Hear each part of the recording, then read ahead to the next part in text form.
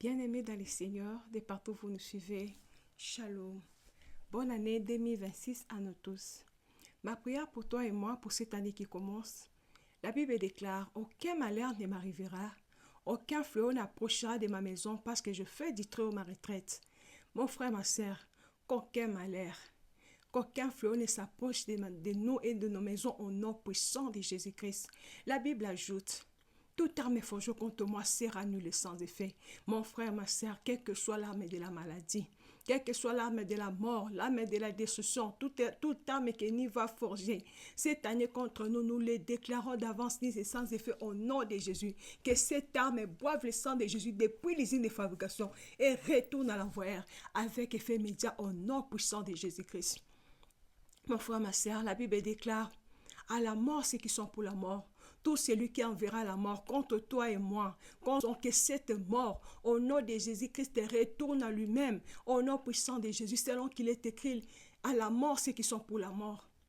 Tout celui qui creusera sa force contre lui, que cette force l'engloutisse lui-même au nom puissant de Jésus. Tout celui qui nous tendra des filets, tout celui qui nous tendra des pièges, qu'il soit pris dans ses propres filets, dans ses propres pièges au nom puissant de Jésus-Christ. Mon frère, ma soeur, la Bible déclare, à former des projets, cela sera anéanti. Donner des ordres sera sans effet parce que Dieu est avec nous. Quel que soit tout projet, quel que soit tout plan de l'ennemi, pour cette année 2026, contre toi et moi, contre nous et nos maisons, que ces plans soient annulés, déprogrammés par la puissance du sang de Jésus-Christ, au nom puissant de Jésus-Christ. La Bible ajoute, je connais les projets que j'ai formés sur toi, les projets de bonheur et non de malheur.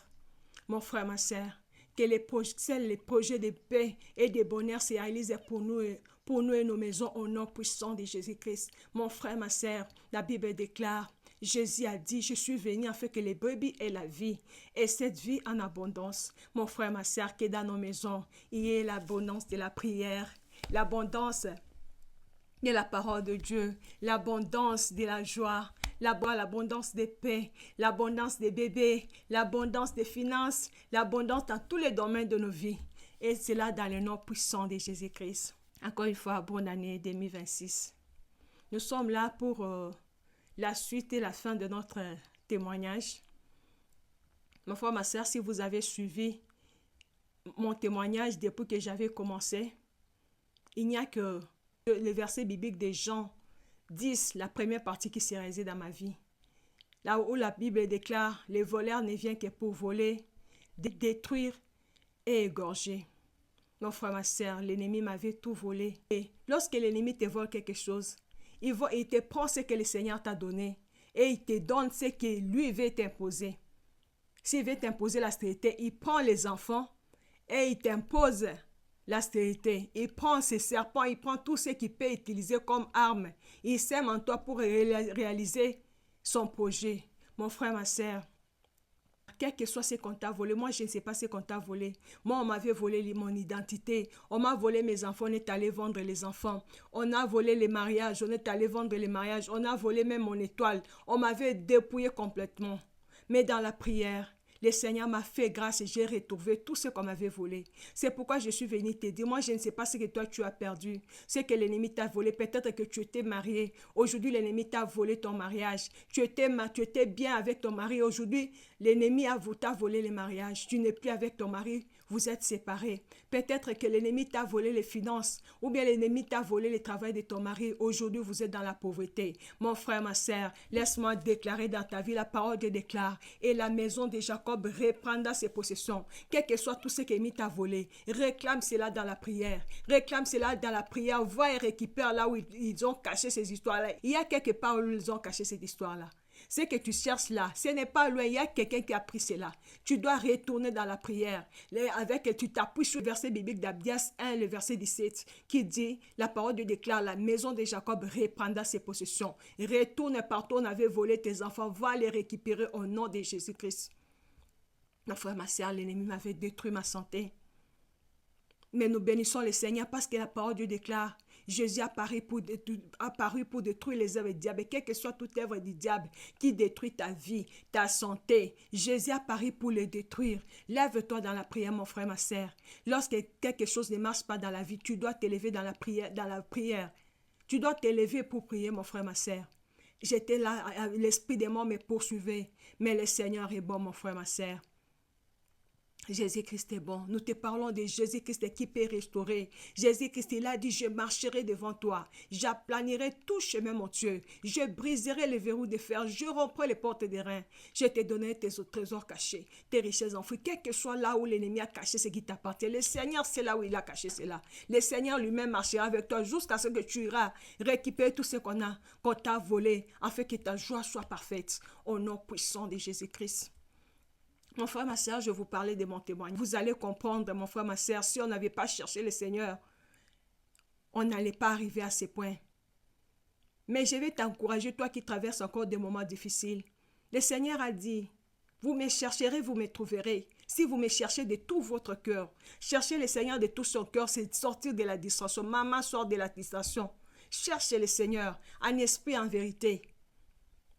Tu verras la main de Dieu. Chercher le Seigneur de tout son cœur, c'est sortir de la distraction. Avoir un bon cœur, éviter la vie des péchés, c'est là que tu verras la gloire de Dieu. La parole de Jésus a dit que vous me cherchez, vous me trouvez, si vous me cherchez de tout votre cœur. Lorsque tu vas trouver le Seigneur, c'est là que le Seigneur va commencer à te révéler des choses cachées dans ta vie. Il commencera à te donner des grandes révélations sur ton problème que je suis en train de traverser. Il commencera même à te révéler ce que lui, il a mis en toi, ce que lui, t'avait programmé pour être.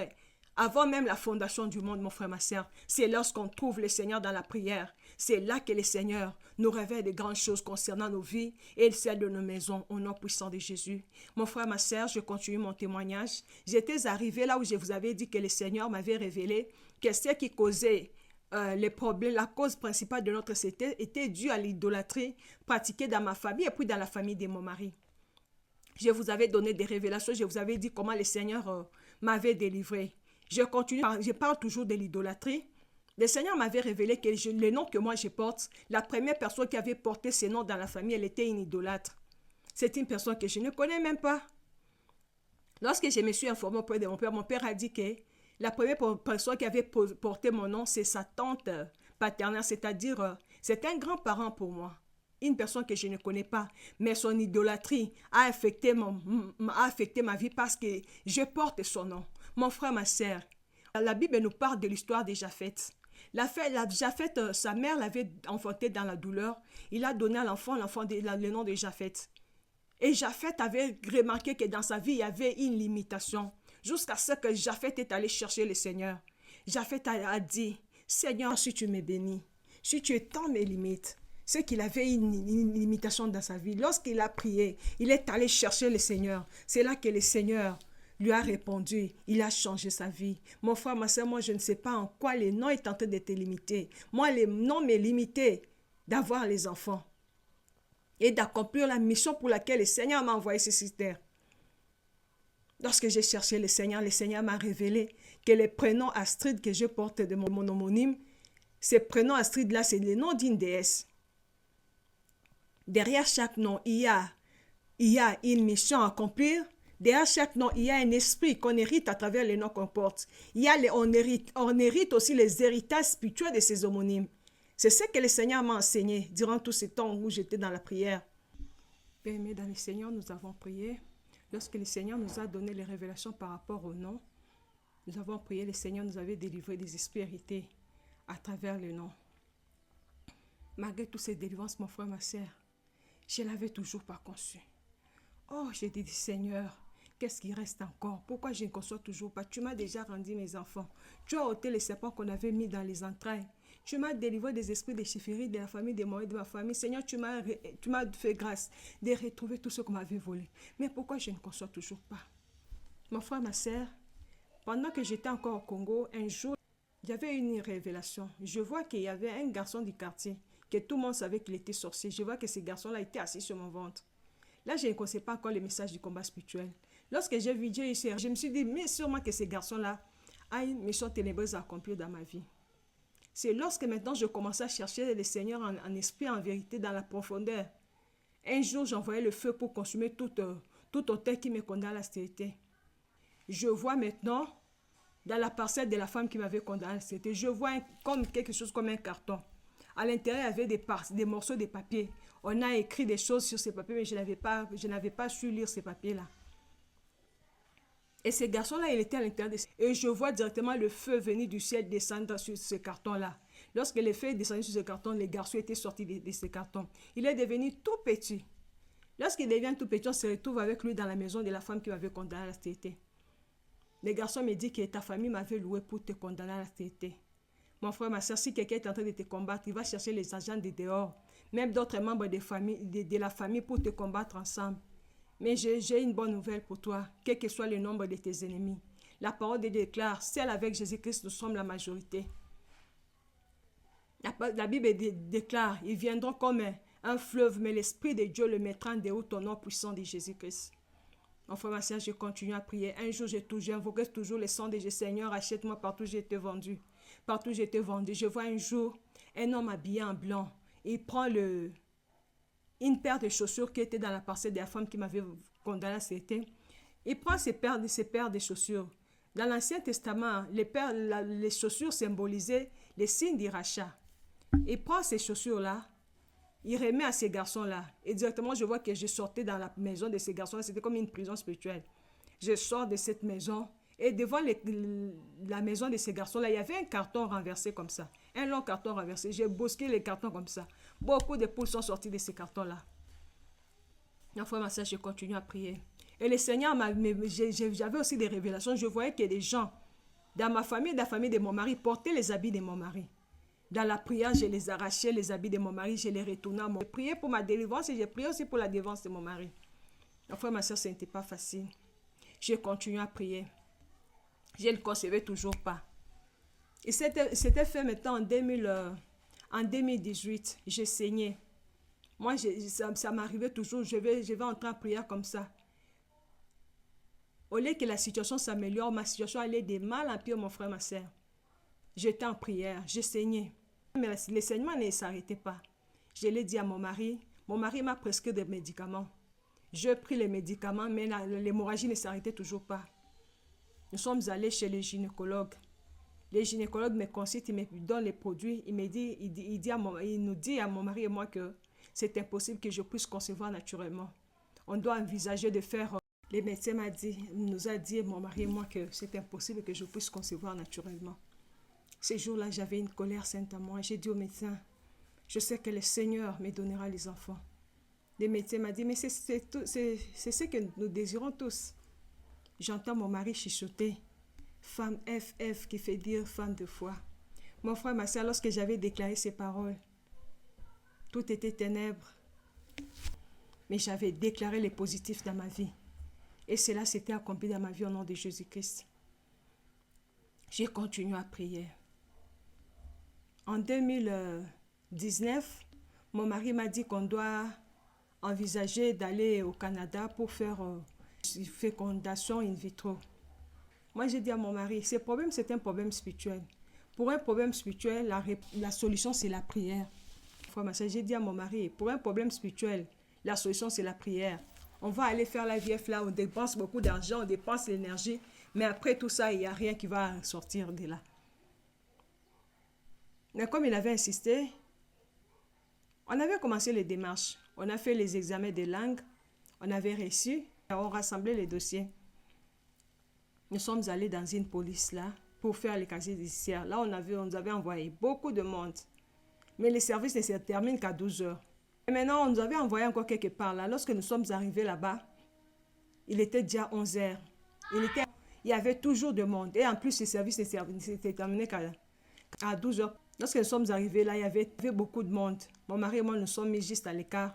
Mon mari me dit, va un peu demander là-bas, quand est-ce qu'ils vont terminer leur service. Je vais là-bas, je pose la question, il y avait des policiers. Il y avait un homme et une femme. Je pose la question. Ils ont répondu à ma préoccupation. Je sortais déjà de leur bureau. J'entends maintenant l'homme qui dit, cette femme est une servante de Dieu.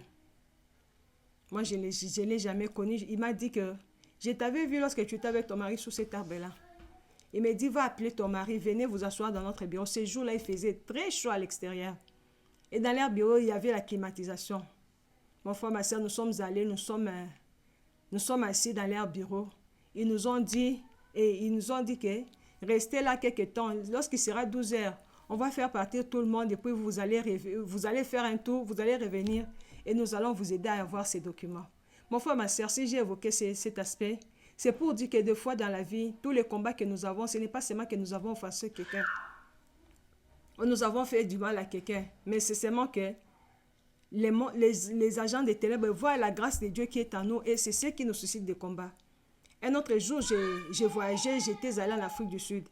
En descendant de l'avion comme ça, j'entends l'hôtesse me dire « Bye bye, maman Morouti ». Morouti veut dire pasteur en Setswana. Il me dit « Bye bye, maman Morouti ». Je les regarde, je souris juste, hein, je descends de l'avion. Mon frère, ma soeur, on continuait les démarches de voyage. Mais moi, j'avais dit au Seigneur, Seigneur, si c'est ta volonté que cela s'accomplisse.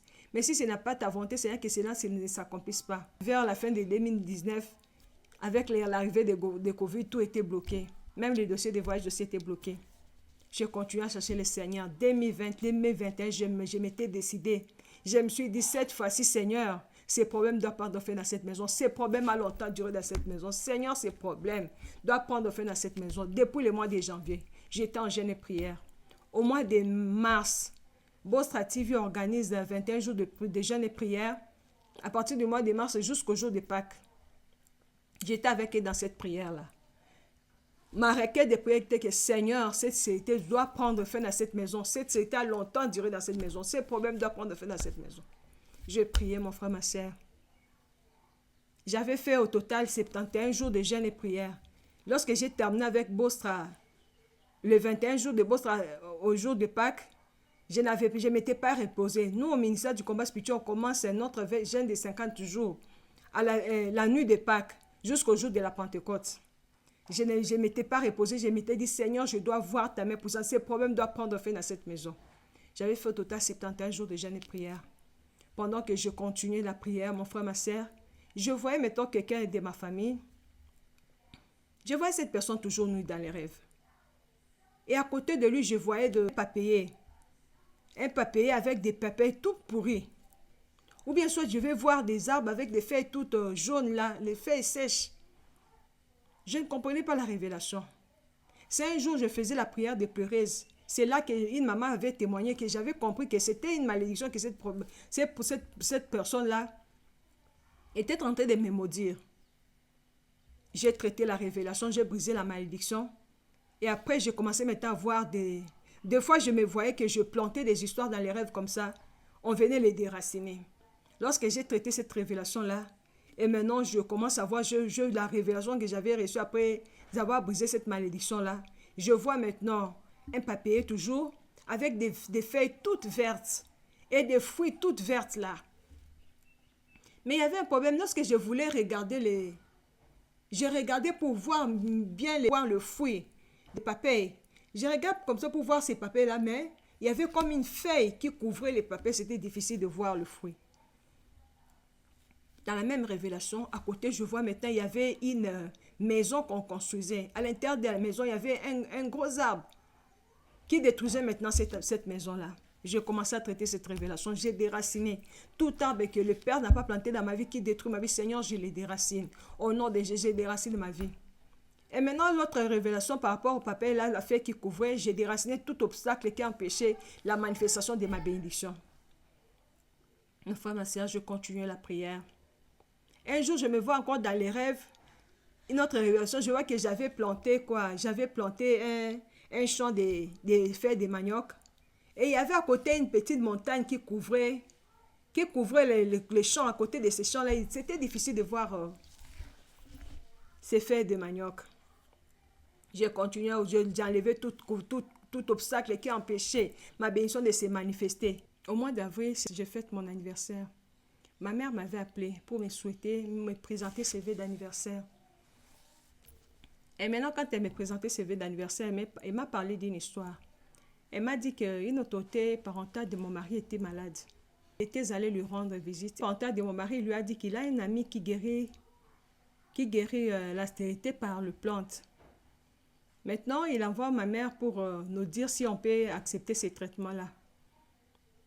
Lorsque ma mère m'a dit ça, moi j'ai dit à Manon, je n'avais pas accepté. J'ai dit à ma mère, Jésus-Christ n'échoue jamais. Ma mère me dit, mais ma fille, ces problèmes ont pris longtemps. J'ai dit à ma mère, un jour devant la face de Dieu, ce comme 1000 ans, lorsqu'il s'agit de l'accomplissement de ses promesses. J'ai dit à ma mère, après, tôt ou tard, le Seigneur va nous donner les enfants. Après 25 ans, le Seigneur avait fini par donner à Abraham un fils.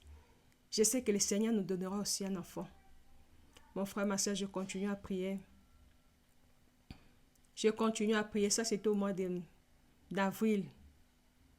Au mois de mai, j'ai eu une révélation. Je vois maintenant que j'étais dans ma chambre à coucher. Je vois quelque chose par terre qu'on avait couvert.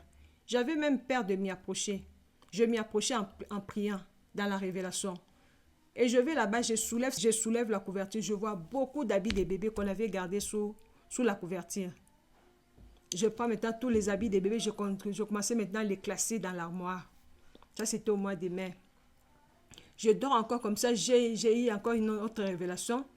Chez nous, au ministère du combat spirituel, on a des séances de prière de femmes de foi.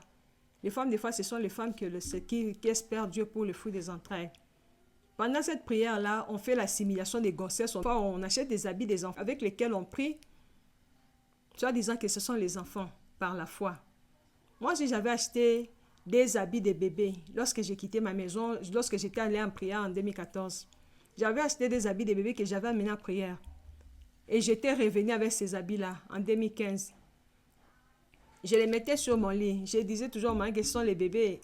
Mais comme ça avait pris longtemps, j'avais enlevé ces habits sur le lit.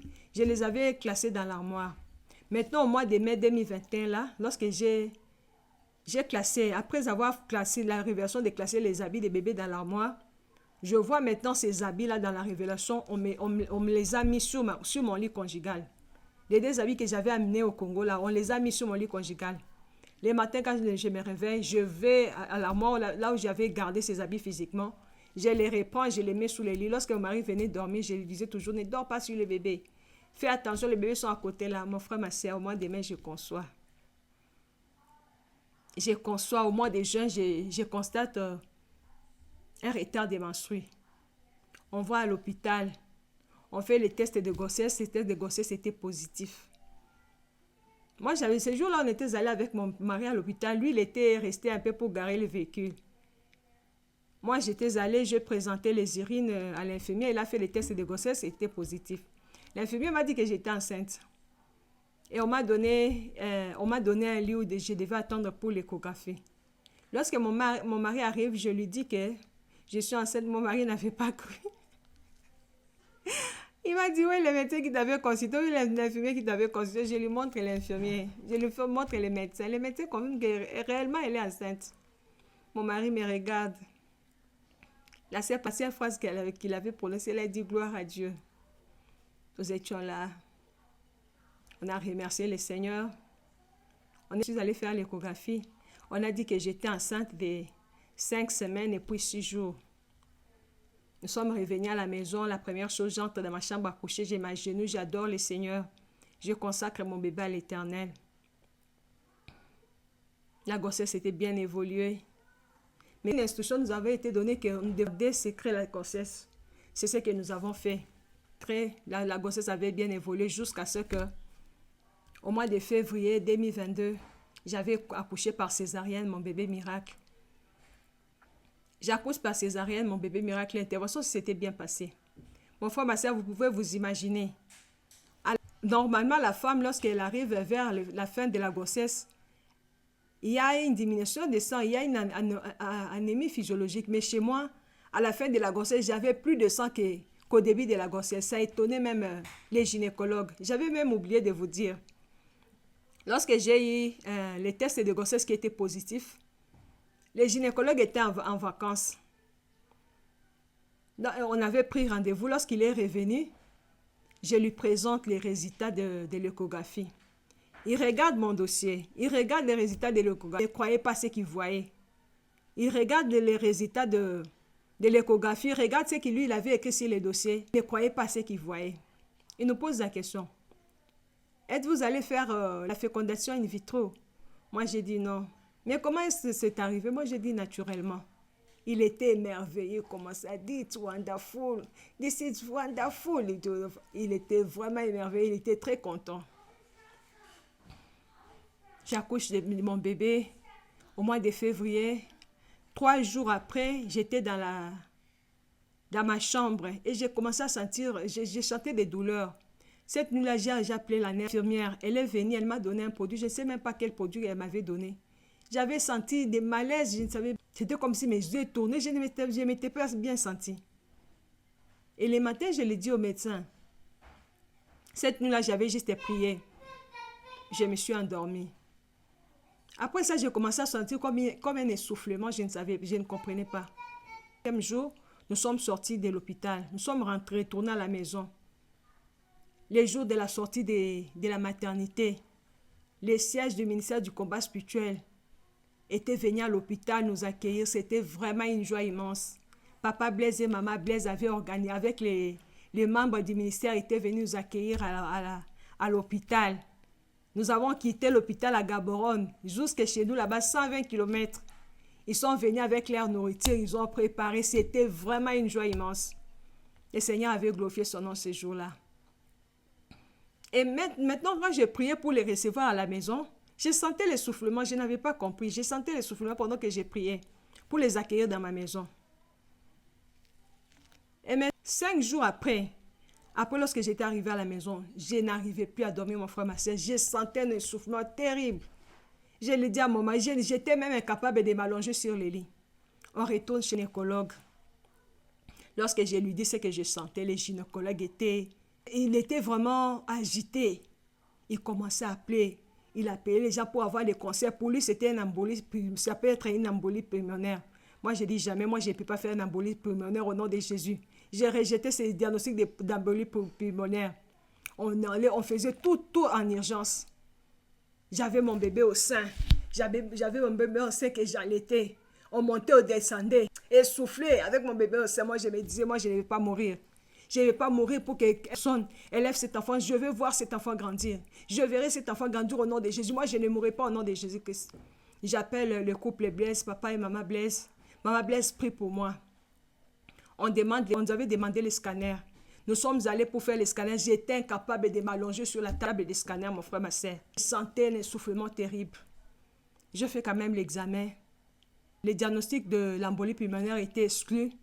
J'avais aussi fait la radio du thorax. Ils avaient remarqué qu'il y avait des liquides au niveau du poumon. Le gynécologue m'a dit que la grossesse déjà, c'est une condition qui retient le liquide dans le corps. Il m'avait dit juste les produits pour éliminer les liquides dans le corps. J'ai pris ces produits-là. Et après, c'était fini. Nous avons glorifié le Seigneur. Mon bébé grandit. Et après 6 semaines de postpartum, nous sommes retournés chez les gynécologues avec mon bébé en bonne santé. Moi en bonne santé, mon mari en bonne santé. Les gynécologues nous regardent. Il était vraiment content. Il nous dit, allez, ayez autant d'enfants que vous voudriez. C'est la même personne qui m'avait dit que c'est impossible que je puisse concevoir naturellement. Mon frère, ma soeur, il y a un temps pour tout sur cette terre des hommes, mon frère, ma soeur. Il y a un temps pour pleurer, il y a aussi un temps pour rire, mon frère, ma soeur. Quel que soit le temps que ta situation a pris, continue à prier. Jésus-Christ est un Dieu fidèle. Ça, c'était mon histoire avec Jésus-Christ de Nazareth. Merci pour avoir prêté votre attention. Merci de vous abonner sur notre chaîne YouTube. Mais je ne peux pas terminer ce témoignage sans dire merci à ces grands hommes que le Seigneur m'a donné, à ces dons du ciel que le Seigneur m'a donné comme mari. Mon frère, ma soeur, si je suis arrivée à cette victoire, c'est parce que mon mari était là. Il était là comme une épaule sur laquelle je m'appuyais pour arriver à cette victoire. Je bénis l'Éternel pour sa vie. L'Éternel, mon Dieu, rendra ton nom grand au nom puissant de Jésus-Christ. Je dis merci au Seigneur pour cette grande révélation du combat spirituel qu'il avait donné à sa servante, Maman Olang Guiderez Mémoire, qui nous a délivrés. Si ce n'était pas ces messages du combat spirituel, mon frère, ma soeur, je ne sais pas ce que nous serons devenus nous autres. Mais je bénis le Seigneur pour cette grande vision du combat spirituel, du message du combat spirituel. Je bénis aussi le Seigneur pour toutes mes formatrices. Je bénis le Seigneur pour la vie de Maman Lélo. Maman, le peu de temps que j'étais restée avec toi, c'était presque 2 mois ou bien 1 mois et demi. Mais j'avais beaucoup appris de toi. Merci beaucoup pour le temps que tu avais consacré pour moi. Maman Blaise et Papa Blaise, nous vous disons merci. Le couple Blaise, le couple missionnaire du siège de Botswana. Nous vous disons vraiment merci. Surtout pour ces gestes que vous avez fait les jours de la sortie de la maternité. Vous êtes venus nous accueillir. Ça nous est allé droit au cœur. Que le Seigneur vous bénisse. Que le Seigneur accomplisse le désir de vos cœurs au nom puissant de Jésus-Christ. Je bénis le Seigneur pour tous ces médecins qui nous ont accompagnés. J'avais visité des docteurs Catherine Echla. Eaton, c'est lui qui nous avait dit que c'est impossible que je puisse concevoir naturellement. Mais le Seigneur lui avait démontré sa toute puissance. Un autre jour, là, le bébé était déjà, il avait déjà 2 ans. Nous sommes rencontrés avec lui dans un shop. Il regarde comment je lui ai dit, tu te souviens encore de moi? La femme qui avait cette endométriose sévère.